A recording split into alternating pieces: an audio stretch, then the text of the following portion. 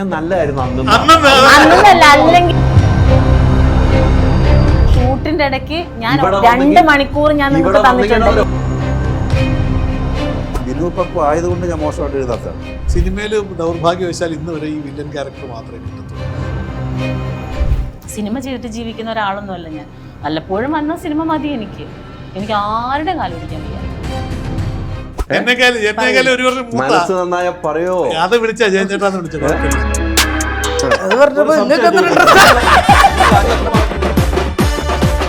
ചോദിച്ചു ഞാൻ ഉത്തരം പറഞ്ഞു. എനിക്കറിയാവുന്ന കാര്യം ഞാൻ പറഞ്ഞു. ഒരു കണ്ടീഷൻ ഉണ്ട്, ആർക്കും പ്രണയം പാടില്ല. എനിക്കാണ് ഈ പ്രണയം ഇല്ലാണ്ട് പറ്റത്തുമില്ല. പാർട്ടി വിടാൻ തീരുമാനിച്ചു. നിങ്ങളെ ഇന്നലെ ഭാര്യ ചീത്ത വിളിച്ച് കരഞ്ഞിട്ട് എന്നെ നിങ്ങൾക്ക് ഇതും വേണം, നിങ്ങൾ ലാക്കും ചെയ്യും. ഞാനങ്ങനെ ചെയ്യാതിരിക്കുമോ? ഞാനങ്ങനെ ചെയ്യാതിരിക്കുന്നത്. അത് മാത്രമല്ല, ഇദ്ദേഹമാണ് എഴുതിയത്. പ്രണയം ഉണ്ടാക്കി വെക്കുമോ, തിരിച്ച് വീട്ടിൽ പോകണ്ടല്ലോ. ലാലന്റെ കൂടെ ഒരെണ്ണം അഭിനയിച്ചു, മമ്മൂക്കാന്റെ കൂടെ. അതോടുകൂടി അവരാ പരിപാടി നിർത്തി. Ultra modern kitchen devices. ഒരു കിച്ചണിൽ വേണ്ട എല്ലാ ലേറ്റസ്റ്റ് ബ്രാൻഡുകളും ഇവിടെയുണ്ട്. ലോകോത്തര ബ്രാൻഡുകൾ, original products, wide range. MyG future. WhatsApp വഴി ഇംഗ്ലീഷ് പഠിക്കാൻ ഇംഗ്ലീഷ് കഫേ ഉള്ളപ്പോൾ ഇംഗ്ലീഷ് ഒരു വിഷയമേ അല്ല. English cafe, we present you the perfect English. WhatsApp now 9633 888 575.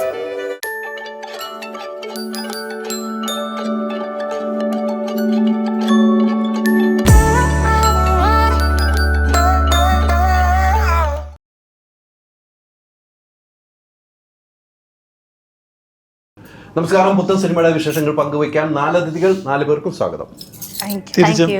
സന്തോഷം. 4 പേരും ഓക്കെ കേട്ടോ. ഇരിപ്പിൽ ഒരു നിറവില്ലേ? അല്ല, നിറത്തിനപ്പുറത്ത് ഞാൻ മാത്രം എങ്ങനെ പോയി അഡ്ജസ്റ്റ് അല്ലേ? അല്ല, ഞാൻ സത്യം നല്ല ഈ സിനിമയുടെ പേരും അതുമല്ല, PDC അത്ര ചെറിയ ഡിഗ്രി അല്ല. നമ്മളൊക്കെ പഠിക്കുമ്പോ അല്ലേ, എന്ത് രസമായിരുന്നല്ലേ അത്. ആ കാലഘട്ടം തിരിച്ചു വരണ്ട. അല്ലാതെ +2 ഒന്നും അല്ല നമുക്ക് കണ്ട്. സ്കൂളിൽ നിന്ന് നേരിട്ട് കോളേജിലോട്ടുള്ള പോക്കാം. എന്തിനെല്ലാം നടക്കാത്ത സ്വപ്നം. ഞാനൊക്കെ അന്നൊക്കെ 10 വയസ്സേ ഉള്ളൂ. വീട്ടിൽ നിന്ന് ചേർത്തലേന്ന് തണ്ണീർമുക്കത്തുനിന്ന് 11-ാം മൈൽ ചേർത്തല വരെ പോകാൻ 10 വയസ്സേ ഉള്ളൂ. KRK എന്നൊരു ബസ്സാണ്. ഞങ്ങൾ അതിൽ കയറി അതിൽ തൂങ്ങി പിടിച്ചെന്ന് ഈ സീറ്റ് കിട്ടിയാലും ഇരിക്കത്തുമില്ല. ബസ് പിടിക്കാനുള്ള ഇടി, എന്തൊരു ഇടിയായിരിക്കും ബസ്സിൽ കയറാൻ. ഭയങ്കരമാണ് കേട്ടോ. ഈ പേരും അതുപോലെ നമ്മളൊന്ന് വീണ്ടും നമ്മളെ ഒന്ന് ഓർമ്മപ്പെടുത്തുകയാണ്, പഴയ എല്ലാവരും ഒന്ന് ഓർമ്മപ്പെടുത്തുകയാണ്. ഇത്തരം ഒരു പേര് ഡയറക്റ്റ് കണ്ടെത്താനുള്ള കാരണം എന്താണ്? ഈ സിനിമ യഥാർത്ഥത്തിൽ എൻ്റെ ജീവിതാനുഭവങ്ങളിലൂടെയുള്ള സിനിമ. പല കാര്യങ്ങളും നമ്മൾ കാണുമ്പോൾ ഇത് എന്തൊക്കെ കുരുത്തക്കേട് ചെയ്ത് കുരുത്തക്കേട് പലതും കാണിച്ചിട്ടില്ല, നല്ലത് മാത്രമേ കാണിച്ചിട്ടുള്ളൂ.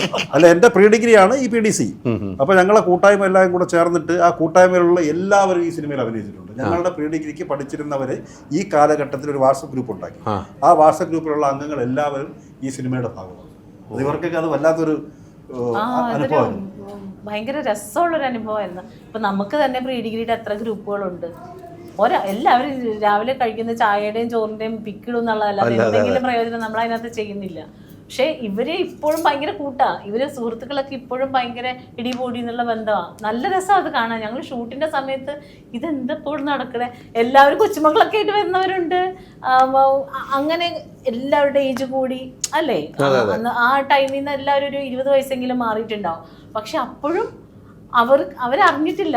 അവിടുന്ന് ഈ ജീവിതത്തിന് ഈ ഘട്ടത്തിലെത്തിയത് ഇവര് ഫ്രണ്ട്സിനെ കാണുമ്പോൾ മനസ്സിലാക്കണേ ഇല്ല. അവര് കോളിയും ചിരിയും ഇരട്ടപ്പേര് വിളിക്കല് അങ്ങനെയായിരുന്നു അന്നത്തെ കാലഘട്ടത്തിലെ ഇരട്ടപ്പേര്. പിന്നെ നമ്മൾ പഠിച്ചുകൊണ്ടിരിക്കുമ്പോൾ എല്ലാവരും ഫുൾ നെയിം ഒക്കെ വെച്ചല്ലേ വിളിക്കുക. മഞ്ജു പത്രോസെ, സ്മിത PS, അങ്ങനെയൊക്കെയല്ലേ വിളിക്കുള്ളൂ. അങ്ങനെയൊക്കെ ഇവർ അങ്ങോട്ടും ഇങ്ങോട്ടും വിളിക്കുന്നത്. അതൊക്കെ ഫുൾ പേര് വെച്ച് അതൊക്കെ നല്ല രസമായിരുന്നു. എന്റെ ക്യാരക്ടറിന്റെ പേരാണ്. അവിടെയും ഫുൾ പേരാ, ഇൻഷ്യൽ കൂട്ടി. ജയൻ ചേർത്തലയുടെ ക്യാരക്ടറിന്റെ പേര് കാരാളി കോണം കരുണൻ. നല്ലൊരു പൊളിറ്റീഷ്യൻ. എങ്ങനെ കാരാളി കോണം കരുണൻ. ഇത് വലിയ അതിന്റെ ഒരു കാര്യം പറഞ്ഞത്, ഈ സിനിമ എന്ന് പറയുന്നത് എല്ലാവർക്കും അവരവരുടെ പേരിട്ടിട്ടില്ല. കീഴായിക്കോണ അജയൻ എന്നൊരു പൊളിറ്റീഷ്യൻ ഉണ്ട്. കീഴായിക്കോണ അജയൻ, അയാൾക്ക് ജീവിതത്തിലുള്ള റിയൽ ലൈഫിലുള്ള കീഴായിക്കോണ അജയന് കാരാള് കോണൻ കരുണൻ എന്ന പൊളിറ്റീഷ്യനായിട്ട് ഇദ്ദേഹം അവതരിപ്പിക്കും. അപ്പോൾ ബയോപിക് അല്ല, ബയോ ഫിക്ഷണൽ കോമഡി മൂവിയാണ്. എല്ലാം കൂടെ ചേർത്തുള്ള എല്ലാം കൂടെ ചേർത്ത്. എനിക്കത് ജയചേർത്ത് ഇതിനകത്ത് ഒരു രാഷ്ട്രീയക്കാരാണ്. ഇതിന്റെ ഒരു പ്രൊമോഷന്റെ ഭാഗമായിട്ട് ഒരു വീഡിയോ ഇറങ്ങി, അത് ഭയങ്കര വൈറലായി. ആ സമയത്ത് ഫോറസ്റ്റിൽ അവിടെ MLA ആയിട്ട് ബന്ധപ്പെട്ടാണ് അത് വലിയ രീതിക്ക് ചർച്ച ചെയ്യപ്പെട്ടു. കറക്റ്റാണ് ആ വീഡിയോ പുറത്തു വരികയും ചെയ്തത്. ഒരു രാഷ്ട്രീയക്കാരനും കൂടെയാണ് താങ്കൾ, ഒരു രാഷ്ട്രീയക്കാരനും കൂടെയാണ് താങ്കൾ. ഈ സിനിമയിൽ അഭിനയിച്ച ഒരു രാഷ്ട്രീയക്കാരനായിട്ട് അപ്പോൾ ഒന്ന് അഭിനയിക്കുന്നത് ജീവിതമാണ്, താങ്കളുടെ ജീവിതമായിട്ട്. സത്യത്തിൽ നമ്മളൊക്കെ പ്രീ ഡിഗ്രി, ഞാനൊക്കെ പ്രീ ഡിഗ്രി 87, 89 പ്രീ ഡിഗ്രി പഠിച്ച ആളാണ്. നമ്മുടെ ജീവിതത്തിൽ ഏറ്റവും കൂടുതൽ ഞാൻ എൻജോയ് ചെയ്തിട്ടുള്ള കാലയളവ് ഞാൻ കഴിഞ്ഞ ഇൻ്റർവ്യൂവിൽ പറഞ്ഞു, നമ്മൾ ജീവിതത്തിൽ ആദ്യമായിട്ട് യൂണിഫോം മാറി കളർ ഡ്രസ്സിൽ ചെല്ലുന്നു. അപ്പം തന്നെ ഈ ഷൂസ്, ഞാൻ സെൻട്രൽ സ്കൂളിലാണ് പഠിച്ചത്, 12 വർഷം LKG to 10th ഷൂസ് വലിച്ച് കയറ്റണം. ഷൂസ് ഇടാതെ ഒരു ദിവസം പോലും പോകാൻ പറ്റില്ല. ഇത് കഴിഞ്ഞ് ചെരുപ്പിടുന്നു. അപ്പം ഞാൻ എന്ത് ചെയ്തു, അങ്ങനെയാണ് റബ്ബർ ചെരുപ്പിലോട്ട് മാറുന്നത്. ആ സ്കൂളിൽ ഷൂസ് ഇട്ട് ശീലിച്ചതിൻ്റെ ഒരു പ്രതിഷേധമാണ്. ഇന്നും എനിക്ക് റബ്ബർ ചെരുപ്പേ കംഫർട്ടബിൾ ഉള്ളൂ. ആ റബ്ബർ ചെരുപ്പിലോട്ട് മാറുന്നു. നമ്മൾ കളർ ഡ്രസ്സ് ഇടാൻ തുടങ്ങുന്നു. ഞാൻ പഠിച്ച സ്കൂളിൽ മലയാളം സംസാരിക്കാൻ, മലയാളം ഇല്ല, മലയാളം സംസാരിച്ചോളൂ, മലയാളം പഠിച്ചിട്ടില്ല ഞാൻ. Last 500 mark. അപ്പം ഇതൊക്കെ കഴിഞ്ഞിട്ട് മലയാളം മാത്രം പറയുന്ന ഒരു സ്ഥലത്തോട്ട് കുറേ നല്ല ജീവിതത്തിൽ പരിചയമില്ലാത്ത കുറേ നല്ല ബന്ധങ്ങൾ കിട്ടുന്നു. പിന്നെ ഏറ്റവും അതിനപ്പുറത്തോട്ട് നമ്മൾ 17 വയസ്സില്ലേ നമുക്ക് പ്രണയമൊക്കെ തുടങ്ങുന്നത്. അപ്പം സുന്ദരികളായ പെൺകുട്ടികളുമായിട്ട് നമുക്ക് ഇന്ററാക്ട് ചെയ്യാനുള്ള അവസരം. SSC ആണോ SSLC ആണോ? രണ്ടുമല്ല, CBSE ആണ്. അല്ലല്ല, SSC. ആ വർഷം അത് ഏത് വർഷമാണ്? 87 ഒരു വർഷം കേരളത്തിൽ SSC ആയിരുന്നു. ആ വർഷം സ്കൂൾ ലിവിംഗ് സർട്ടിഫിക്കറ്റ് എന്നുള്ള പാട്ട് സെക്കൻഡറി സ്കൂൾ സർട്ടിഫിക്കറ്റ്. കാരണം +2 അപ്പത്തൊട്ട് തുടങ്ങാൻ വേണ്ടി പ്ലാൻ ചെയ്ത് 87. ആ നമ്മൾ ഒരേ പ്രായമാണല്ലോ എന്നല്ലേ ആലോചിച്ചത്. ഞാൻ SSLC ആ. ഇങ്ങനെ 70 ജനിച്ച ആളാ, എനിക്കറിയാം അങ്ങനെ ഡേറ്റ് കൊടുത്ത്. ഞാൻ ഇളയതാ ഒരു വർഷം. എന്നെക്കാളും ഒരു വർഷം നന്നായ പറയോ, അത് വിളിച്ചാ ജയചേട്ടാന്ന് വിളിച്ചു, കുഴപ്പമില്ല. അങ്ങനെയല്ലല്ലോ വരേണ്ടത്. അപ്പോഴ് ഇത് നമുക്ക് നമ്മുടെ പഴയ ലൈഫിലോട്ട് നമ്മളെ തിരിച്ച്, ഇപ്പം ഞാൻ പറഞ്ഞിട്ട് നമ്മൾ എല്ലാവരും, ഞാനൊക്കെ ജീവിതത്തിൽ സിഗരറ്റ് വലിച്ചു നോക്കിയിട്ട് കൊള്ളുകയല്ല, ഇഷ്ടമല്ലാന്ന് തോന്നിയിട്ട് നിർത്തിയ ആളാണ്. ഈ മദ്യം ടേസ്റ്റ് ചെയ്ത് നോക്കുന്നത് പ്രീ ഡിഗ്രി പഠിക്കുമ്പോഴാണ്. കാരണം ഈ കള്ള്, നാടൻ കള്ള്. അപ്പം നമ്മൾ ജീവിതത്തിൽ എല്ലാ നന്മ തിന്മകളും പരീക്ഷിക്കപ്പെടുന്ന കാലയളവാണ് ഈ പ്രീ ഡിഗ്രി. ഒരു മനുഷ്യന്റെ കാലത്തിൽ +2 വന്നപ്പോൾ അത് മാറി. കാരണം നമ്മൾ സ്കൂളിൽ തന്നെയാണ്, വീണ്ടും നമ്മളെ പിടിച്ച് അഴിക്കാതെ. ഇത് ഡിഗ്രി ആകുമ്പോൾ എന്താ അറിയോ, നമ്മൾ മെച്യൂർഡായി. നമ്മൾ പിന്നെ ലൈഫിൻ്റെ വിഷൻ അനുസരിച്ചാണ് നമ്മുടെ സഞ്ചാരം. കുറേ പേര് എഞ്ചിനീയറിങ്ങിന് പോകുന്നു, കുറേ പേര് മെഡിസിന് പോകുന്നു, അടുത്തത് ഈ സിവിൽ സർവീസ് എഴുതേണ്ടവർ ആർട്സിന് പോകുന്നു. ഇങ്ങനെ പോകുമ്പം അധ്യാപകരാകേണ്ട ഒരു B.Ed കോഴ്സിന് മുമ്പുള്ള ഡിഗ്രി ഏത് വേണം, TTCക്ക് പോകേണ്ട ഒരു +2 കഴിഞ്ഞ് TTCക്ക് പോയി. ഇതൊന്നുമല്ലാതെ ആയിട്ട് നിൽക്കുന്നൊരു പ്രായമാണ് പ്രീ ഡിഗ്രി. അത് ശരിക്കും പറഞ്ഞാൽ അതിൽ ഡയറക്ടറോട് റാഫി ഭായിയൊക്കെ നമുക്ക് നന്ദി പറയണം. കാരണം ഞാനൊക്കെ ആ ഷൂട്ടിംഗ് സമയത്ത് എനിക്ക് എൻ്റെ പ്രീ ഡിഗ്രി കാലയളവ് ശരിക്കും ഞാൻ വല്ലാണ്ട് പ്രണയമൊക്കെ ഓർമ്മ വന്നു. നമ്മളെ അന്ന് ഇവർ സമ്മതിക്കില്ല, നമ്മളെ പ്രണയിക്കാൻ ആരും ഉണ്ടായിരുന്നില്ല. നമുക്ക് പ്രണയം ഉണ്ടായിരുന്നു, പക്ഷെ അതൊക്കെ വിപുലമായ 50% പ്രണയം, അങ്ങോട്ട് മുഴുവൻ ഇങ്ങോട്ടൊന്നുമില്ല. അപ്പം ആ പ്രണയകാലങ്ങളും എല്ലാം നമുക്ക് ഓർമ്മ വന്ന ഒരു കാലയളവായിരുന്നു. പക്ഷെ അതാണ് ഈ സിനിമയുടെ ഒരു പ്രത്യേകത, നമുക്ക് എല്ലാം ഒന്ന് ഓർത്തെടുക്കാൻ പറ്റുന്ന ഒരു സബ്ജക്റ്റും കൂടിയായി സിനിമ. കൃത്യമായിട്ട് നമ്മൾ പ്രീ ഡിഗ്രി പഠിച്ചിട്ടുള്ള എല്ലാവർക്കും അത് കോറിലേറ്റ് ചെയ്യാൻ പറ്റും. അത്ര രസമായിരുന്നു അവിടെ. അതാണ് ആ സിനിമ. ഞങ്ങളൊരു ഡാൻസ് ഒക്കെ ജീവിതത്തിൽ ഞാൻ ഇന്ന് വരെ ഒരു സിനിമയിലും എന്നെ ആരും അതിന് ഉപയോഗിച്ചിട്ടുമില്ല. ഡാൻസ് ചെയ്യാനൊക്കെ പറഞ്ഞു. അപ്പൊ ഇവരൊക്കെ പറയുന്നത് കുഴപ്പമില്ലാന്ന് ചെയ്തു എന്ന് പറയുന്നു. പക്ഷെ എനിക്കറിഞ്ഞൂടാ. എന്തായാലും എനിക്ക് ഒന്നേ പറയാണ്, ഞാൻ എൻജോയ് ചെയ്തു. കാരണം എനിക്ക് നിങ്ങൾക്കൊക്കെ അറിയാം എൻ്റെ സ്വഭാവം. ഞാൻ വളരെ ജോവിയലായിട്ട് സിനിമയിൽ ദൗർഭാഗ്യവശാൽ ഇന്ന് വരെ ഈ വില്ലൻ ക്യാരക്ടർ മാത്രമേ കിട്ടത്തുള്ളൂ. എനിക്ക് ഫ്രീ ആയിട്ട് എന്നെ കയറൂരി വിട്ട് എൻ്റെ മനസ്സിൽ പോലെ എനിക്ക് തുള്ളിച്ചാടി ഉള്ള മണ്ടത്തരങ്ങളൊക്കെ കാണിച്ച് ഉള്ളൊരു എൻ്റെ ജീവിതത്തിലുള്ള സാധനം അത് എനിക്ക് ചെയ്യാൻ പറ്റും, സിനിമയിൽ ചെയ്യാൻ പറ്റും അല്ലേ? എന്നെ സംബന്ധിച്ചോളം എനിക്ക് തോന്നുന്നു ഒരു പഴയ കാലഘട്ടം ഓർത്തെടുക്കാൻ പറ്റുന്ന സിനിമ. ഒത്തിരി ചിന്താഗതികൾ ഉണ്ടായിരുന്നു നമ്മൾ പഠിച്ച കാലഘട്ടം. ഈ സിനിമയിൽ ഇപ്പം നേരത്തെ പറഞ്ഞ ഇവരൊരു വാട്സാപ്പ് ഗ്രൂപ്പ്, അവരെല്ലാവരും ഒത്തുചേർന്നു. അതെങ്ങനെ എൻജോയ് ചെയ്തത്? ഞാൻ ആക്ച്വലി +2 ആയിരുന്നു. അപ്പം ഇവർ ഈ PDCയുടെ ഇത് പറയുമ്പോഴത്തേക്കും തന്നെ എനിക്ക് കൊതിയാണ്. പക്ഷേ ദൈവമേ, PDC ഉള്ള കാലഘട്ടത്തിൽ ജനിച്ചാൽ മതിയായിരുന്നു. പക്ഷേ അതിന് ഞാൻ 89 പോണം. അപ്പം ഞാനുള്ള സമയം കഴിഞ്ഞൊരു 2000-ലൊക്കെ അല്ലേ, ഇത് എനിക്ക് 2000-ലേക്ക് +2 ആയി. ഞാൻ 2006-ലാണ് +1 +2 അപ്പോഴത്തേക്കിനും എന്നെ സംബന്ധിച്ചിടത്തോളം ഇവർ ഈ പറഞ്ഞ ഈ യൂണിഫോം ഇല്ല അല്ലെങ്കിൽ കുറേ റെസ്ട്രിക്ഷൻസ് ഉണ്ടെന്നുണ്ട്, അതല്ലാതെ ആ +1 +2 ഗ്രൂപ്പ് ഞങ്ങൾക്ക് ഇപ്പോഴും ഉണ്ട്. ഭയങ്കര ആക്റ്റീവാണ് എല്ലാവരും. കൂടുതലും ബർത്ത്ഡേ വരുമ്പോൾ മാത്രമാണ് വിഷ് ചെയ്യുന്നത്. പക്ഷെ അതിൽ നിന്നൊക്കെ വ്യത്യാസമായിട്ട് കണ്ടത് ഞങ്ങളുടെ ഒരു ദിവസം സോങ്ങിൻ്റെ ഷൂട്ട് ഉണ്ടായിരുന്നു ലൊക്കേഷനിൽ. എല്ലാ ആ പഴയ ഫ്രണ്ട്സും ഉണ്ടായിരുന്നു അവിടെ. അവരെല്ലാവരും ആ സീനിലുണ്ട്. ഇവർ തമ്മിൽ വീണ്ടും എല്ലാവരും കാണുന്ന ഒരു റീയൂണിയൻ്റെ ഒരു സംഭവം നമ്മൾ സോങ് ആയിട്ട് എടുത്തേക്കുന്നത്. പക്ഷേ ഇവർ തമ്മിലുള്ള ഒരു സിങ്ക് കാണണമെങ്കിൽ ഞാനും മനുഷ്യച്ചൊക്കെ മാറി നിന്നത് ആസ്വദിച്ച ആൾക്കാരാണ്. ഈ ഭയങ്കര വലിയ എന്താ പറയുക വില്ലാളിയായിരുന്നു നമ്മുടെ ഡയറക്ടറിന്ന് കാണുമ്പോൾ. പൊതുവെ ലേഡീസ് ഒരു 53-54 വയസ്സൊക്കെ ആകുമ്പോൾ ലേഡീസ് ഒന്നും ഒതുങ്ങുമല്ലോ, അമ്മമാരൊക്കെ ആയിക്കഴിഞ്ഞല്ലോ. ഇത് അവിടെ വന്നിട്ട് എടാ ഇങ്ങോട്ട് വാടാ, റാഫി ഭായി ഒരു ടീച്ചർ ഒരു ലേഡി കൂടെ പഠിച്ച പെണ്ണ, അവർക്ക് ക്ലാസ്മേറ്റ് അല്ലേ, എടാ ഇവിടെ വാടാ. അപ്പൊ നമ്മൾക്ക് ഡയറക്ടറായിട്ടൊക്കെ നിൽക്കുന്ന ആളാ പുള്ളി. എന്താടി ഇവരുടെ ഇന്ററാക്ഷൻ, അവരുടെ ഭർത്താവ്, അവരുടെ പേരക്കിടാവ് ഒക്കെ ഇങ്ങനെ അമ്മുമ്മക്ക് ഇങ്ങനെയൊക്കെ പെരുമാറാൻ അറിയാവോ, ഇവരുടെ പെരുമാറ്റങ്ങളെ. അപ്പൊ ഒരു നമുക്ക് അല്ല വലിയ ഒരു അത്തരം ഒരു സിനിമകൾ ഉണ്ടാകാറില്ല, ഉണ്ടായിട്ടുമില്ല. ആ ഒരു കൂട്ടായ്മയിൽ വിരിഞ്ഞ സിനിമയുടെ വിജയം ഇനി പ്രേക്ഷകരുടെ കയ്യിലാണ്. നമ്മൾ ശരിക്കും സിനിമ ചെയ്തു വെച്ച് വിശ്വസിക്കുന്നു. നമ്മളെ ഇതുവരെ ഡാൻസ് ചെയ്ത ജയൻ ചേട്ടനെ കൊണ്ട് ഡാൻസ് ചെയ്യിപ്പിച്ചു. ഞങ്ങളൊക്കെ ചെയ്തു ഡാൻസ്. നിങ്ങൾ എല്ലാവരും ചെയ്തല്ലേ? നമുക്ക് സിനിമയിൽ നമ്മൾ ചെയ്യുന്ന കഥാപാത്രങ്ങൾ തന്നെ വന്നിട്ടുള്ളതൊക്കെ ഒരു ടൈപ്പ് ഓഫ് സംഭവങ്ങളാണല്ലോ ചെയ്തുകൊണ്ടിരിക്കുന്നത്. അതിൽ നിന്ന് വ്യത്യാസപ്പെട്ട ഒരു ക്യാരക്ടർ വന്നിട്ട് നമുക്ക് എല്ലാവർക്കും ഡാൻസ് ചെയ്യാനുള്ള ഒരു ഇതും, കാരണം നമുക്ക് അങ്ങനത്തെ ഉള്ള അവസരങ്ങൾ വരുന്നില്ലല്ലോ സിനിമയിൽ. അപ്പം അങ്ങനെയൊക്കെ കുറേ കാര്യങ്ങൾ കൊണ്ട് ഭയങ്കര ഹാപ്പി ആയിരുന്നു ലൊക്കേഷൻ. ഒന്നാമത്തെ കാര്യം എല്ലാവരും തമ്മിൽ ഭയങ്കര സിങ്ക്. പിന്നെ അതിൻ്റെ കൂടെ ഇങ്ങനത്തെ ഒരു കൺസെപ്റ്റ് ആകുമ്പോഴത്തേക്കിനും എല്ലാവർക്കും കുറേ കൂടെ ഇപ്പം ഞാൻ +2 ആണെങ്കിൽ കൂടെ നമുക്കത് കുറച്ചും കൂടെ മനസ്സിലാക്കാൻ പറ്റും. നമുക്ക് ഇപ്പോൾ കാണുന്ന പ്രേക്ഷകർക്കും അവർക്ക് റിലേറ്റബിൾ ആയിട്ടുള്ള ഒത്തിരി സംഭവങ്ങൾ എന്തായാലും ഉണ്ട്. കാരണം PDC അല്ലേ +2, ഇത് രണ്ടും ഫേസ് ചെയ്തിട്ട് അല്ലെങ്കിൽ അത് കഴിഞ്ഞിട്ട് വന്ന ആൾക്കാരാണ്. PDC ഉള്ള കാലഘട്ടത്തിലുള്ള ആൾക്കാർക്ക് പ്രീ ഡിഗ്രിക്കാർക്ക് ഭയങ്കരമായിട്ട് റിലേറ്റ് ചെയ്യാൻ പറ്റും. എന്നാലും +2-ലുള്ളവർക്കാണെങ്കിലും പഴയ എന്താ പറയുക അവരുടെ ആ സ്കൂളും അതും ഇതൊക്കെ എനിക്കും എൻ്റെ ഒരു കാലഘട്ടത്തിലുള്ളതാണെങ്കിൽ അങ്ങനെ എല്ലാവർക്കും ഇപ്പോൾ പഠിക്കുന്നവർക്കാണെങ്കിലും നമ്മുടെ പഴയ കാലഘട്ടം സ്കൂള് കോളേജ് അങ്ങനെയുള്ള എല്ലാം നമുക്ക് എപ്പോഴും ഭയങ്കര സ്വീറ്റ് മെമ്മറീസാണ്. അതെപ്പോൾ നമ്മൾ TV-യിലോ അല്ലെ സിനിമയിലോ അങ്ങനത്തെ റിലേറ്റഡ് ആയിട്ടുള്ള സംഭവങ്ങൾ കാണുമ്പോൾ നമുക്ക് റിലേറ്റ് ചെയ്യാൻ പറ്റുന്ന ഒത്തിരി ഇൻസിഡൻസ് ഉണ്ടാവും. അങ്ങനെ കുറേ ഇൻസിഡൻസ് ഈ സിനിമയിലുണ്ട്. അതൊരു വലിയ പ്രത്യേകത എന്താ പറയുക, ഒന്നുകൂടെ പറയാം. ഇപ്പം ഇതിനകത്ത് ഞങ്ങൾ ത്രൂ ഔട്ട് ഈ മെയിൻ ക്യാരക്ടേഴ്സായിട്ട് നിൽക്കുകയല്ല. ഞങ്ങൾക്ക് 36 സീൻ ഉണ്ടെങ്കിൽ ആ 36 സീൻ ഞങ്ങളുടെ കൊച്ചുനാളെ അഭിനയിച്ച പിള്ളേർക്കാണ്. അപ്പോൾ ഇത് ഒരു ന്യൂജൻ ഫിലിം കൂടിയാണ്. കാരണം പകുതി കൃത്യം 50% കുട്ടികളാണ് ചെയ്തിരിക്കുന്നത്. അവരുടെ അന്നത്തെ കാലത്തെ ഇൻസിഡൻസ് അതിൽ നിന്നാണ് ഇതിലോട്ട് വരുന്നത്. അപ്പം അതിങ്ങനെ നോൺ ലീനിയർ ആയിട്ടാണ്, അങ്ങോട്ടും ഇങ്ങോട്ടും പോയി അവ കാണുന്നവർക്ക് എനിക്ക് തോന്നുന്നത് ഭയങ്കര ഇഷ്ടപ്പെടാൻ സാധ്യത. അങ്ങനെ ഇഷ്ടപ്പെട്ട സിനിമ അല്ലേ? ഈ ഇപ്പം നേരത്തെ പറഞ്ഞ PDC ആണല്ലോ അല്ലേ? PDC കാലഘട്ടമാണല്ലോ. അന്നത്തെ ഒരു കോളേജ് ജീവിതം ഈ സിനിമയിൽ അഭിനയിക്കാമെന്ന് നമുക്ക് ഒത്തിരി അനുഭവിക്കാൻ പറ്റി കൂട്ടുകൂടിയപ്പോൾ. ഏറ്റവും ആദ്യം ഓടിയ ഓർമ്മ എന്തായിരിക്കും അന്നത്തെ കോളേജിലെ ജീവിതത്തിൽ? അന്നത്തെ കോളേജ് ലൈഫിലോ? അന്നത്തെ കോളേജ് ലൈഫിൽ ഓരോ ദിവസവും ഓരോ കഥകളും ഓരോ കാഴ്ചകളും അല്ലേ. പ്രീ ഡിഗ്രി എന്ന് പറയുമ്പോൾ ഇങ്ങനെ ഞാനൊരു ഗേൾസ് സ്കൂളിലാണ് പഠിച്ചത്. അപ്പോൾ ഞങ്ങളുടെ സിസ്റ്റേഴ്സ് പറഞ്ഞ് ഞങ്ങളുടെ 10th ലാസ്റ്റ് ക്ലാസ്സിൻ്റെ അന്ന് സിസ്റ്റർ ഒരു ഗ്രൂപ്പ് ഫോട്ടോ ആയിട്ട് വന്നു. അതിന് മുൻപ് പാസ് ഔട്ടായി പോയ ചേച്ചിയുടെ കോളേജ് ഫോട്ടോ. അപ്പോൾ അതിനകത്ത് ഒരു ചേച്ചിയുടെ ഇങ്ങനെ ഫോട്ടോ ഇങ്ങനെ കൈയിട്ടിട്ടാണ് ഒരു പയ്യൻ നിപ്പുണ്ട്. അപ്പം ഞങ്ങളുടെ അടുത്തൊക്കെ കൊണ്ടുവന്ന് കാണിച്ചു, ഇങ്ങനെ നിങ്ങൾ ഒരിക്കലും ആകരുത്.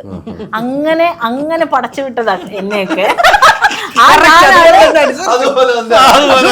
ഞാനാണ് കോളേജിലേക്ക് പോകുമ്പോഴത് എനിക്കാണെങ്കിൽ പേടിയായിട്ട് ഉണ്ടാവില്ലേ. ആദ്യത്തെ 2-3 ദിവസം അമ്മച്ചിനെ കൊണ്ടാ പോയത്. പിന്നെ അമ്മച്ചി ആ പരിസരത്തോട്ട് വരണ്ടാന്ന് പറഞ്ഞ. പിന്നെ നമ്മൾ നോക്കുമ്പോൾ ഈ കോളേജ് ഇങ്ങനെ 2 കൈയും വിരിച്ച് വാ മക്കളെ എന്ന് പറഞ്ഞ് അങ്ങനെ നിൽക്കുന്ന ഒരു കാഴ്ചയാണ്. ചേട്ടന്മാരോട് തോന്നുന്ന ഒരു ക്രഷ്. മറ്റേ ഒരു SFIയിലൊരു ചേട്ടനെ എനിക്ക് ഭയങ്കര ഇഷ്ടമായിരുന്നു. അപ്പൊ അതൊക്കെ ഒരു ദിവസം ആ ചേട്ടൻ ഇന്ന് എന്ത് ഷർട്ടായിരുന്നു അങ്ങനെയൊക്കെ. പിന്നെ എന്തെങ്കിലും ഒരു പ്രോഗ്രാം വരുമ്പോൾ ക്ലാസ് കട്ട് ചെയ്ത് ഞങ്ങൾ ക്യാൻറ്റീൻ്റെ ഉള്ളിൽ ഞങ്ങൾ പിടിക്കാൻ വേണ്ടിയിട്ട് ഓഫീസിലെ ചേട്ടൻ വന്നു. ഞങ്ങൾ 4 കൂടി ഓടാനൊരു വഴിയില്ല, ക്യാൻറ്റീൻ്റെ ഉള്ളിലോട്ട് ഓടിക്കയറി അവിടെ നിന്ന് ഞങ്ങൾ 4നെയും ഇങ്ങനെ കൈ പിടിച്ച് അവിടെ തിരിച്ച് അവിടെ കൊണ്ടുവന്ന് ഇരുത്തിയത്. അങ്ങനെ ഒരുപാട് അതുപോലെ ഞാൻ അലച്ചും കെട്ടി വീണിട്ടുണ്ട്. വായി നോക്കി ഇങ്ങനെ പോയതാവും. മെയിൻ കാര്യങ്ങൾ മൊത്തം അതായത് അല്ല, എവിടെ തുടങ്ങിയാലും ചെന്ന് നിർത്തുന്നത് വായിന്നോട്ട് പ്രേമം. അതിനപ്പുറം വേറൊന്നും. അല്ല അതൊക്കെ ഉണ്ടാവുമല്ലോ പിന്നെ മനുഷ്യനല്ലേ. അതിന് എന്ത് വേണം. ജീവിതം? പിന്നെ ഉറപ്പായിട്ടാണോ? അതെങ്ങനെ അങ്ങനെ തെറ്റാണോ? വേണമെങ്കിൽ നീ വായി നോക്കാം. പിന്നെ നിങ്ങളെന്താ ഒരുമാതിരി എന്നെ ആ ആക്കുകയും ആക്ക് ശരിയല്ല കേട്ടോ. നിങ്ങൾക്ക് ഇതും വേണം, നിങ്ങൾ എന്നെ ആക്കുകയും ചെയ്യുന്നു. ഞാൻ എന്നോട് ഞാൻ അങ്ങനെ വിളിക്കുക. ചെയ്യാതിരിക്കുമോ? നിങ്ങൾ എന്താ ഇങ്ങനെ? ഞാൻ അങ്ങനെ ചെയ്യാതിരിക്കുമോ? അപ്പൊ അങ്ങനെ പ്രീ ഡിഗ്രി എന്ന് പറഞ്ഞാൽ ഭയങ്കര ഉത്സവ തിമിർപ്പുള്ള കാലഘട്ടമായിരുന്നു. അന്ന് അതിന്റെ വാല്യൂ മനസ്സിലായില്ല. SFE ചേട്ടനെ പിന്നെ കണ്ടിട്ടുണ്ടോ? അന്നത്തെ എല്ലാ സുഹൃത്തുക്കളും ഇപ്പോഴും ഇപ്പൊ അതൊന്നും ഇല്ലല്ലോ. ഇപ്പോഴും ഇല്ലേ? ഹായ് ഹൂ എന്നുള്ള ബന്ധമല്ലേ എല്ലാവരുമായിട്ടും ഇത് ഇൻടച്ച്. ആ സമയത്തെ കയറൂര് വിട്ടൊരു ഒരു മനസ്സല്ലേ ആ, നമുക്ക് നമ്മളിങ്ങനെ വല്ലാണ്ട് പ്രണയം വരുന്നൊരു സംഭവം. ക്ലാസ് കെട്ടിയാവുന്ന ഏറ്റവും Restriction നമുക്ക് ആണല്ലോ. ഉത്സാഹം. എന്തൊരു രസമല്ലേ ക്ലാസ് കിട്ടിയാന്നുള്ളത്. ക്ലാസ് ഇല്ലെങ്കിലും കുഴപ്പമില്ല, പക്ഷെ ആ ഒരു ദിവസം ഒന്ന് കേറിയിട്ട് ഒന്ന് cut cut ചെയ്തിട്ട്. അതൊരു പ്രത്യേകതയായിരുന്നു. ഒരു ക്ലാസ് കട്ട് ചെയ്തിട്ട് എനിക്ക് ആ എ ബാച്ച് ഒക്കെ ഇപ്പോഴും മനസ്സിലിങ്ങനെ സെന്റ് മൈക്കിൾസ് കോളേജ് ചേർത്തലല്ലേ എ ബാച്ച് വന്ന് ക്ലാസ്സിൽ വരുന്നതിനേ കാരണം പഠിക്കാനല്ല. ഏത് ഗ്രൂപ്പായിരുന്നു? ഫസ്റ്റ് ഗ്രൂപ്പ് ആയിരുന്നു. അപ്പൊ നിങ്ങൾക്ക് ഇച്ചിരി പഠിക്കാനില്ല. ഞാൻ തേർഡ് ഗ്രൂപ്പ് ആയിരുന്നു. ക്ലാസ്സിലേ കയറില്ല. നമ്മളെ ഫസ്റ്റ് ഇയറിലൊന്നും ഞങ്ങള് കുറച്ചുപേര് ഈ CBSE സിലബസ് കഴിഞ്ഞിട്ട് പ്രീ ഡിഗ്രിക്ക് വന്നവരാണ്. അപ്പോൾ CBSE സിലബസിൻ്റെ ഒരു ഗുണം എന്താണെന്ന് വെച്ചാൽ നമ്മൾ 9ലും 10ലും തന്നെ +1ഉം +2 ഈ പ്രീ ഡിഗ്രിക്കുള്ള ബാച്ച്. അപ്പം നമുക്കൊരു റിഫ്രഷ്മെൻറ്റ് മാത്രം മതി, ഒന്ന് എക്സാം ചെയ്യാനൊന്ന് റിഫ്രഷ് ചെയ്യുക, അത്രയേ ഉള്ളൂ. അല്ലാതെ പഠിച്ച സാധനം തന്നെ. അപ്പം ഞങ്ങൾക്ക് അതിൻ്റെ ഒരു അഹങ്കാരം ഉണ്ടായിരുന്നു കൂട്ടിക്കൊള്ളുക. ഞങ്ങൾ ഏറ്റവും BBC അതിന് 2 എക്സ്പ്ലെയിൻ, ഒന്ന് ബാക്ക് ബെഞ്ച് കോർണർ എന്നുണ്ട്, രണ്ട് ബ്ലൂ ബോയ്സ് കോർണർ എന്നുള്ളത്. ഇത് ഞങ്ങൾ പോയിട്ട് സെന്റ് മൈക്കിൾസ് കോളേജിൽ ഒരു മരമുണ്ട്, ഈ മരത്തേല ഞങ്ങൾ കയറിയിരിക്കുക. മരത്തെ മനസ്സിലായില്ലേ? അവിടെ ഇരുന്നിട്ട് മിക്കവരും SFIക്കാരാണ് ഞങ്ങളെല്ലാവരും. ഒരു കണ്ടീഷനുണ്ട്, ആർക്കും പ്രണയം പാടില്ല. എനിക്കാണ് ഈ പ്രണയം ഇല്ലാണ്ട് പറ്റത്തുമില്ല. ഞാൻ പാർട്ടി വിടാൻ തീരുമാനിച്ചു. SFE വിടാതെ അവസാനം നമ്മൾ അമെൻഡ് ചെയ്തു, പ്രണയമാകാം, പക്ഷെ അത് പബ്ലിസൈസ് ചെയ്യാൻ പാടില്ല. അങ്ങനെ അതിനെ കോംപ്രമൈസ് ചെയ്തു. അങ്ങനെ തീർപ്പാക്കി എടുത്തത്. അത് തീർപ്പാക്കി എടുത്തു. പക്ഷെ നമ്മൾ പോയി പറഞ്ഞ ആൾക്ക് നമ്മളോട് ഇഷ്ടമില്ലായിരുന്നു, അത് പോയി. അതല്ലേ, ഈ നിങ്ങൾക്കും അങ്ങനെ നല്ല പ്രണയമൊക്കെ ഉണ്ടായിരുന്നല്ലോ. ഇരിപ്പ് കാണുമ്പോ തന്നെ ഈ പ്രായത്തില് അവിടെ ചേച്ചിമാര് വന്നിട്ട് എടാ അപ്പൊ നമുക്കറിയാം ഇത് എന്ത് പ്രണയമാണെന്നുള്ളത്. ഷൂട്ട് ചെയ്യാൻ സമയം ഉണ്ടായിരുന്നില്ല. അവിടെയും പ്രണയിക്കാനുള്ള സമയം ഉണ്ടായിരുന്നുള്ളൂ. അതായത് നമ്മളെ ബിനു പപ്പുവാണ് റാഫി മദരി എന്ന് പറയുന്ന ആ കഥാപാത്രത്തിന് ചെയ്തിരിക്കുന്നത്. ഇദ്ദേഹത്തിന്റെ എന്റെ കഥാപാത്രത്തിന് ചെയ്തിരിക്കുന്നത്. അദ്ദേഹം ആരെങ്കിലും പ്രണയിക്കുമോ തോന്നുന്നുണ്ട്? തുടരും സിനിമ കണ്ടവർക്ക് അറിയാം ആരെ അദ്ദേഹം പ്രണയിക്കും. തുടരും വേറെ ഇത് വേറെ. അത് മാത്രമല്ല ഇദ്ദേഹമാണ് എഴുതിയത്. പ്രണയം ഉണ്ടാക്കി വെക്കുമോ, തിരിച്ച് വീട്ടിൽ പോകണ്ടല്ലോ. അങ്ങനെ പ്രശ്നമുണ്ട്. കഥാപാത്രം മുൻകൂർ ജാമ്യം എടുക്കുവാണ്. ഏറ്റവും നീറ്റ് ആയിട്ടുള്ള ക്യാരക്ടർ ആക്കിയാ വെച്ചിട്ടുണ്ടാവും. മുൻകൂർ ജാമ്യം എടുക്കുവാണ്. നല്ല കഥാപാത്രമാണ്. അതല്ലേ, ബാക്കിയെല്ലാം എനിക്ക് എന്നെ നന്നാക്കാൻ പറ്റൂ. ബാക്കിയുള്ള അങ്ങ് പ്രണയിച്ചോട്ടെ അല്ലേ. എന്തായാലും ബുദ്ധി കൊള്ളാം. ഈ കുറെ പുതിയ ആർട്ടിസ്റ്റുകളുണ്ട്, അതിലേക്ക് വേണം. ഇപ്പൊ നേരത്തെ നിങ്ങൾ പറഞ്ഞ പുതിയ ആളുകളെ, അതൊരു ഇപ്പൊ നമുക്ക് പുതിയ ആളുകളുടെ സിനിമകളൊക്കെ ഹിറ്റടി ആളുകൾ വേണം. മലയാള സിനിമയിൽ ആള് കുറവാണ്. അതുകൊണ്ട് 13 പേരെയാണ് ഞാൻ കൗമാരക്കാരായിട്ടുള്ള 13 പേർക്കാണ് അവസരം കൊടുത്തത്. അതിൽ ആരെങ്കിലും 1-2 പേര് ഭാഗ്യമുള്ളവരും കഴിവുള്ളവരും രക്ഷപ്പെട്ടു വരും എന്ന് തോന്നുന്നു അല്ലേ? ഉറപ്പായിട്ടും. അല്ല പിള്ളേര്, ഞാൻ എൻ്റെ ചെറുതിലത്തെ വേഷം ചെയ്ത പയ്യന്റെ പെർഫോമൻസ് ഞാൻ കണ്ടു. ഭയങ്കര രസമാണ് കേട്ടോ. എനിക്ക് ഭയങ്കര അവൻ നമ്മൾ കുശുമ്പോട് കൂടി വീക്ഷിക്കുന്ന, കാരണം നമ്മളെക്കാളും നന്നായിട്ട് പെർഫോം ചെയ്ത് നോക്കുമ്പോൾ നമുക്കൊരു കുശുമ്പുണ്ടായിരുന്നു. അത്ര നന്നായിട്ട് അവൻ പെർഫോം ചെയ്യും, ആദ്യമായിട്ട് അഭിനയിക്കുന്നത്. അപ്പോൾ ഭയങ്കര രസം. അവൻ്റെ ഒരു ഫൈറ്റും ഒരു ഇച്ചിരി വില്ലത്തരമുണ്ട്. അവനതൊക്കെ ചെയ്തിരിക്കുന്നത് ഭയങ്കര രസകരമായ സീക്വൻസസ് ആണ്. ഇവർ ഓരോ കഥാപാത്രം അന്ന് പഠിച്ച ആളുകളുടെ ഓരോ കഥാപാത്രങ്ങളാണല്ലോ. അവരോടൊക്കെ ഇത് പറഞ്ഞിരുന്നോ? ഞാനിങ്ങനെ ഒരു സിനിമ ചെയ്യുമ്പോൾ ഈ കഥാപാത്രം, ഈ സിനിമ ഉണ്ടാവാൻ കാരണം കോവിഡാണ്. കോവിഡ് കാലത്ത് വെറുതെ കുത്തിയിരിക്കല്ലേ എന്ന് പറഞ്ഞ് ഓരോ ദിവസവും ഓരോ കഥകൾ, ഓരോ കഥാപാത്രങ്ങളെ വെച്ചിട്ട് ഓരോ കഥകൾ എഴുതി ഗ്രൂപ്പിലിടുമായിരുന്നു. അവസാനം കോവിഡ് എല്ലാം കഴിഞ്ഞപ്പോൾ ഈ കഥകളെല്ലാം കൂടെ ക്രോഡീകരിച്ചുകൊണ്ട് ഒരു സ്ക്രിപ്റ്റ് ആക്കിയപ്പോൾ പിന്നെ അത് സിനിമ ചെയ്യാൻ പിന്നെ ഞാൻ മാത്രമേ പറ്റുള്ളൂ, വേറെ ആളെ കൊണ്ട് ചെയ്യിച്ചാൽ പറ്റില്ല. അതുകൊണ്ട് ഞാൻ തന്നെ സംവിധാനം ചെയ്യും. അപ്പോൾ എല്ലാവരും ഉണ്ട്, എല്ലാവർക്കും ആ കഥയും അറിയാം. അപ്പം ആ ബാച്ചിൽ ആ കോളേജിലെ ആൾക്കാർ മാത്രമേ ഈ സിനിമ കണ്ട ഹിറ്റടിക്കും. അതാ നേരത്തെ പറഞ്ഞത്. ഒരു മാറ്റമില്ല കേട്ടോ. അവർ കാണണം, അവരെ കൊണ്ടുവരണം, നമുക്ക് കൊണ്ടുവന്ന് ഈ സിനിമ കാണണം. എന്നിട്ട് ആ കാലഘട്ടത്തിലുള്ളവരൊക്കെ ഈ സിനിമ കണ്ട ഹിറ്റാണ്. എല്ലാവരും വളരെ ആങ്ഷൈറ്റിയോടുകൂടി ഇരിക്കുകയാണ് 13-ാം തീയതി ആ സിനിമ കാണണം. PDC ഒരു ചെറിയ ഡിഗ്രി അല്ല, വലിയ ഡിഗ്രി ആണെന്ന് അവർ തെളിയിക്കാൻ പോവാണ് അല്ലേ. ഈ ഫസ്റ്റ് ഇയറിന് പോകുമ്പോഴാണല്ലോ നമ്മളെ സ്വീകരിക്കുന്നതും, പിന്നെ ഈ എലക്ഷൻ വരുമ്പോഴാണല്ലോ ഫസ്റ്റ് റെപ്പായിട്ട് മത്സരിക്കാൻ, അവരെ നമ്മുടെ കോളേജിൽ വിജയിപ്പിക്കാൻ. അങ്ങനെ എന്തെങ്കിലും മത്സരത്തിന് നിന്നുണ്ടോ നിങ്ങൾ? ഞാൻ SFI പാനലിൽ നിന്നിട്ടുണ്ട്, ലേഡി റെപ്പായിട്ട് നിന്ന്. ഞാൻ നിന്നിട്ടില്ല. പക്ഷെ നമ്മൾ ജയിപ്പിക്കാൻ വേണ്ടി നിന്നു. പക്ഷെ ഏറ്റവും കഷ്ടം അതല്ല, എൻ്റെ ബിനു കുഞ്ഞപ്പൻ എന്ന് പറയും, ഇപ്പൊ തണ്ണീർമുക്കം LP സ്കൂളിന്റെ ഹെഡ് മാസ്റ്റർ ആണ്. ഞങ്ങൾ ഒരുമിച്ച് പഠിച്ചതാണ്. ഇവൻ KSU, ഞാൻ SFI ആണ്. ഇവനെ കുഴിച്ചു ചേർത്ത് ഇടി കൊടുത്തിട്ടുണ്ട്. ഇപ്പൊ ഞങ്ങളുണ്ടല്ലോ ഭയങ്കര സൗഹൃദവും ഈ പൊളിറ്റിക്കലായിട്ടുള്ള ആ മുടക്കളൊക്കെ മാറിയിട്ട് ഗംഭീര സുഹൃത്തുക്കളാണ്. ഇപ്പൊ കാണുമ്പോൾ നമ്മൾ പഴയ കാര്യങ്ങൾ ആലോചിക്കും. ഇപ്പോൾ പാർട്ടിയുടെ പേര് പറഞ്ഞ അന്നൊക്കെ അന്ന് ഭയങ്കര രാഷ്ട്രീയമാണല്ലോ. അത്ര കണ്ട് സ്ട്രെങ്ത് ഇല്ല. KSU പിന്നീട് കുറച്ചുമ്പോൾ സഖ്യമാവുന്നു. MSF ഓടുകൂടി KSU, കേരള കോൺഗ്രസ് വഴി SFI വരുന്നു. ചേർത്തലൊന്നും MSF ഒന്നും ഇല്ല. അതെ, അങ്ങോട്ടില്ല. ഞാൻ പല കോളേജുകളിലെ കാര്യം അങ്ങനെ സഖ്യം വരുന്നു. അന്ന് ഫസ്റ്റ് മത്സരത്തിന് വിജയിച്ചു അല്ലേ? വിജയിച്ചു. എങ്ങനെ സംഭവിച്ചത് ഇപ്പോഴും ഓർത്തിന് ഞാൻ കിട്ടുന്നില്ല. നല്ലായിരുന്നു. അല്ലെങ്കിലും നിക്കണം.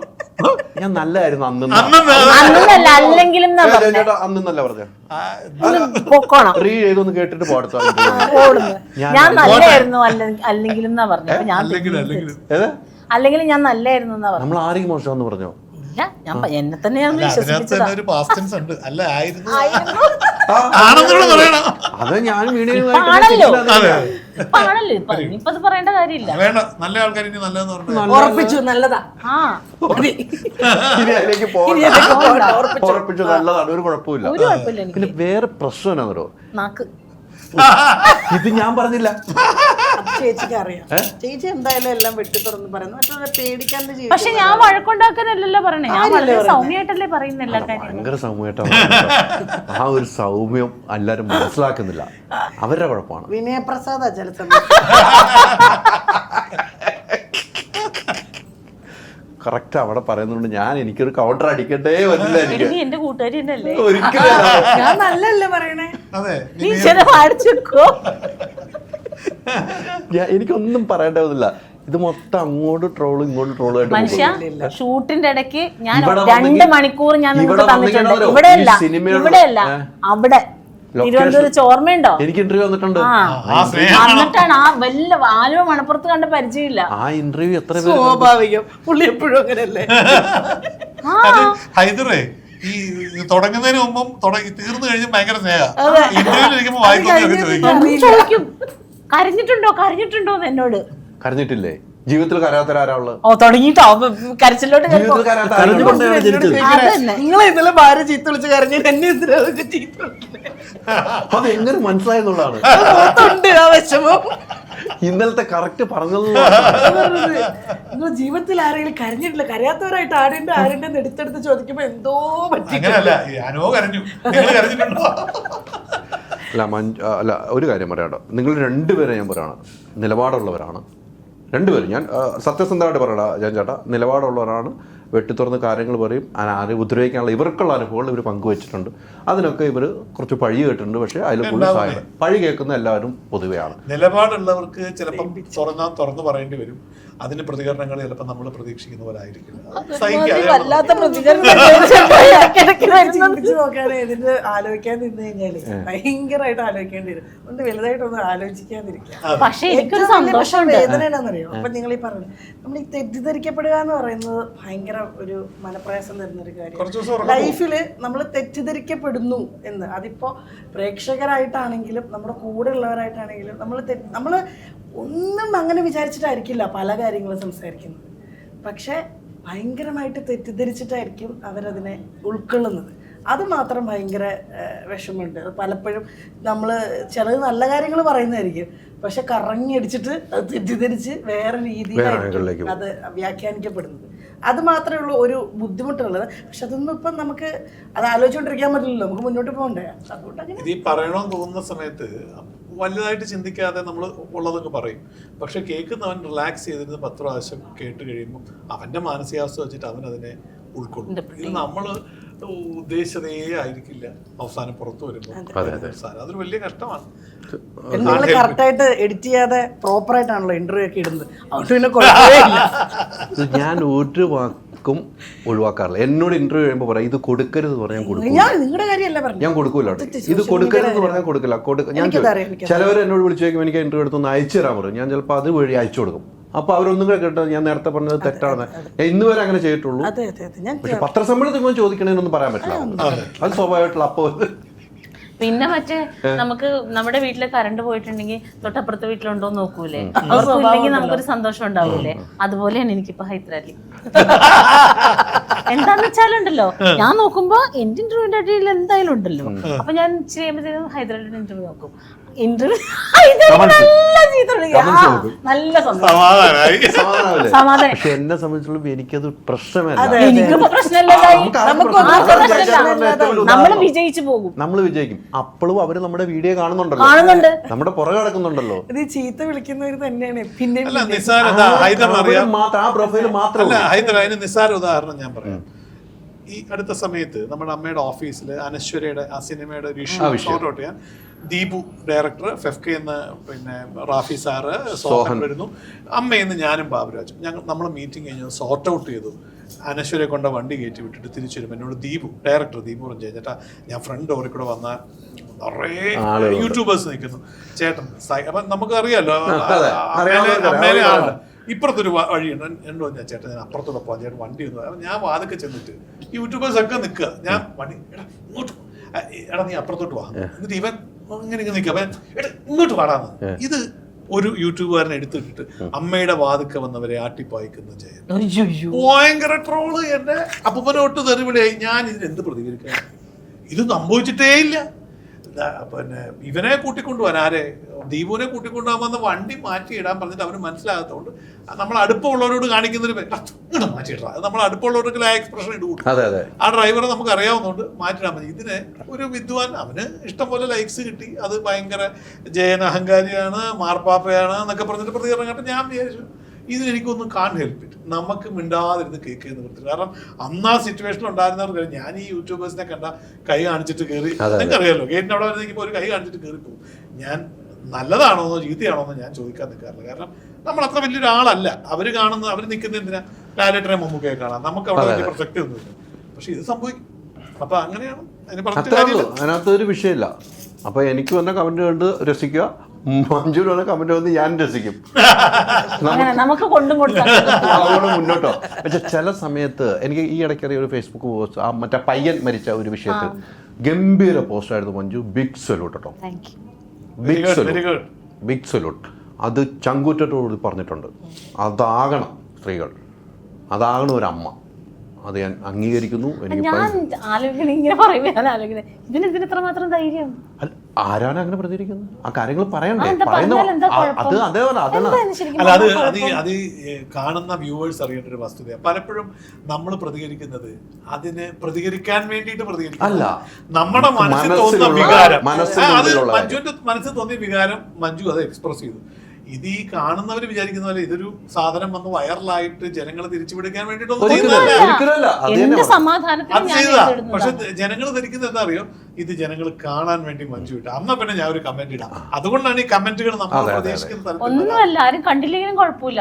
എത്രയോ പോസ്റ്റുകൾ ആരും കാണാതെ കിടക്കും. ചില പോസ്റ്റുകൾ ശ്രദ്ധിക്കും, ചില പോസ്റ്റുകൾ ശ്രദ്ധിക്കില്ല. നമ്മളതിനെ ശ്രദ്ധിക്കാൻ വേണ്ടിട്ട് ചെയ്യുന്നതല്ല. പറഞ്ഞ ഇതിന്റെ പിന്നിലുള്ള ഭവിഷ്യത്ത് എന്താണെന്ന് ഞാൻ ആലോചിക്കാറില്ല. അതുകൊണ്ടായിരിക്കും അങ്ങനെ ചിന്തിച്ചാൽ നമുക്ക് പുറത്തിറങ്ങാൻ പറ്റില്ല. അല്ലെ, നമ്മള് കാരണം മറ്റൊരാളെ വേദനിപ്പിക്കാത്ത രീതിയിൽ എന്ത് കാര്യവും പോസ്റ്റായിട്ട് നമുക്കിടാം. ഞാൻ ഒരു പോസ്റ്റ് ഇട്ടുകൊണ്ട് മറ്റൊരാൾക്ക് വേദനിക്കുന്നുണ്ട്, അല്ലെങ്കിൽ ഞാനൊരു പോസ്റ്റ് ഇട്ടുകൊണ്ട് മറ്റൊരാളുടെ ഫാമിലിയിൽ ഒരു പ്രശ്നമുണ്ട്, അല്ലെങ്കിൽ അവരുടെ പ്രൊഫഷനിൽ ഒരു പ്രശ്നമുണ്ട്, അവനൊരു തെറ്റുകാരനല്ല, അല്ല അവളൊരു തെറ്റുകാരി അല്ലാതിരിക്കുന്ന സമയത്ത് ഞാനൊരു പോസ്റ്റോ അല്ലെ എന്തെങ്കിലും ഇട്ട് കഴിഞ്ഞാൽ അതെപ്പോഴും ഒരു പ്രശ്നം തന്നെയാണ്. അതല്ലാത്തിടത്തോളം കാലം നമ്മൾ ചെയ്യുന്ന എന്ത് കാര്യവും സ്ട്രെയിറ്റ് ആണ്, അതിനകത്ത് റൈറ്റ് ഉണ്ടെങ്കിൽ നമുക്ക് എവിടെയും പറയാം. അത് നമുക്ക് ഇവർക്ക് ഇങ്ങനെ ഒന്ന് കമൻറ്റ് ചെയ്യാനുള്ള റൈറ്റ്സ് ഉണ്ടെങ്കിൽ നമുക്കിതെല്ലാം പറയാനും നമുക്കത് പ്രകടിപ്പിക്കാനുള്ള റൈറ്റ്സ് ഉണ്ട്. തീർച്ചയായിട്ടും അതങ്ങനെ തന്നെ മുന്നോട്ട് പോകണം. പിന്നെ നിങ്ങൾ രണ്ടുപേരെയാണ് പറയുന്നത്, നിങ്ങൾ രണ്ടുപേരും ഈ കാര്യങ്ങളെല്ലാം തുറന്നു പറയും. പല സൈബറിന് ഇരയായിട്ടുണ്ട്. നിങ്ങളിലും കൂടുതൽ ഇരയായ ഒരു വ്യക്തി തന്നെയാണ്, അതിനകത്ത് യാതൊരു സംശയമില്ല. പക്ഷെ അതൊക്കെ കണ്ടു കഴിയുമ്പോൾ പിന്നീട് ചെയ്ത കാര്യങ്ങൾ വേണ്ട എന്ന് നിങ്ങൾക്ക് തോന്നിയിട്ടുണ്ട് എന്നൊന്ന് തിരുത്താം. അങ്ങനെയില്ല, അങ്ങനെയല്ല. നമ്മുടെ ഇപ്പോൾ ഓരോ പ്രായത്തിൻ്റെ ഇതുകൊണ്ട് അങ്ങനെയുള്ള മുന്നോട്ടുള്ള ഇപ്പോൾ പണ്ടിപ്പം ഞാൻ അങ്ങനെ ഒരു കാര്യം അല്ലെങ്കിൽ അങ്ങനെ ഒരു പ്രസ്താവന പറഞ്ഞു, കുറച്ച് നാളുകൾ കഴിഞ്ഞ സമയത്ത് അയ്യോ അത് തെറ്റായിരുന്നു, അങ്ങനെയല്ല ഇതായിരുന്നു ശരി. അത് നമ്മളുടെ എക്സ്പീരിയൻസ് കൊണ്ടും നമ്മളുടെ പ്രായം കൂടി വരുന്ന സമയത്ത് നമ്മൾ പലതും അറിയുകയും പഠിക്കുകയും ചെയ്യുന്നത് കൊണ്ട് പണ്ട് ചെയ്തിരുന്നത് കുറച്ചും കൂടെ മാറ്റി ഇങ്ങനെയല്ല ഇതാണ് നല്ലത്, അങ്ങനെയുള്ള കുറച്ച് കാര്യങ്ങൾ എനിക്ക് തോന്നിയിട്ടുണ്ട്. പിന്നെ അത് അങ്ങനെ വേണ്ടിയിരുന്നില്ല അങ്ങനെ തോന്നിയിട്ടുണ്ട്. അത് മറ്റുള്ളവരെ എഫക്റ്റ് ചെയ്യുന്നതല്ല, എല്ലാം എന്നെ തന്നെ എഫക്റ്റ് ചെയ്യുന്ന കാര്യങ്ങളാണ്, അങ്ങനെ തോന്നിയിട്ടുണ്ട്. അതല്ലാതെ അയ്യോ ഞാനത് ഇങ്ങനെ വിടേണ്ട അങ്ങനത്തെ സംഭവങ്ങളൊന്നും എനിക്ക് ഇതുവരെ തോന്നിയിട്ടില്ല. ഇട്ടിട്ടുള്ളതൊക്കെ ഇട്ടിട്ടുള്ളത് തന്നെയാണ്. മഞ്ജുനു എനിക്കങ്ങനെ ഞാൻ പറഞ്ഞത് തെറ്റായി പോയി ചോദിക്കുമ്പോഴാണ് മഞ്ജു ഇതിനെ കുറിച്ച് ആലോചിക്കുന്നത്. ഇല്ല, എനിക്ക് അങ്ങനെയൊന്നും തോന്നിയിട്ടില്ല. പിന്നെ ചില സാഹചര്യത്തിൽ ഒഴിവാക്കാമായിരുന്നു എന്ന് തോന്നിയിട്ടുണ്ട്, അത്രേ ഉള്ളൂ. പക്ഷെ പറഞ്ഞ കാര്യത്തിൽ ഞാൻ ഇപ്പോഴും ഉറച്ചിരിക്കുന്നു. സിനിമ കിട്ടും അങ്ങനെയൊന്നും വിചാരിച്ചിട്ട് ഞാൻ ഒന്നും ചെയ്തിട്ടില്ല, ഇതുവരെ ചെയ്തിട്ടില്ല, ഇനിയോട്ട് ചെയ്യാനും ഉദ്ദേശിച്ചിട്ടില്ല. എനിക്ക് വർക്ക് ഉണ്ടെന്നേ, ഞാൻ അതുകൊണ്ടല്ലേ ജീവിക്കണേ. ഞാൻ എൻ്റെ മോനെ നല്ല അന്തസ്സായിട്ട് പഠിപ്പിക്കുന്നുണ്ട്, എൻ്റെ വീട്ടുകാരെ നോക്കുന്നുണ്ട്, വീട് വെച്ചു, അങ്ങനെയുള്ള എല്ലാ കാര്യങ്ങളും ഞാൻ ചെയ്യുന്നുണ്ട്. അത് ഞാൻ ഇവിടെ നിന്ന് ഉണ്ടാക്കുന്ന ഏണിങ് തന്നെയാണ്, അല്ലാതെ എല്ലാ ദിവസവും സിനിമ ചെയ്തിട്ട് ജീവിക്കുന്ന ഒരാളൊന്നുമല്ല ഞാൻ. വല്ലപ്പോഴും വന്ന സിനിമ മതി എനിക്ക് ആരുടെ കാലം പിടിക്കാൻ വയ്യ. ഇതിപ്പോ ചോദിച്ചത് കിട്ടിയല്ലോ, എന്റെ പൊന്നായത് അത് കട്ട് ചെയ്യാൻ ഇതിപ്പോ പറഞ്ഞതൊന്നും ഒരു തെറ്റില്ല.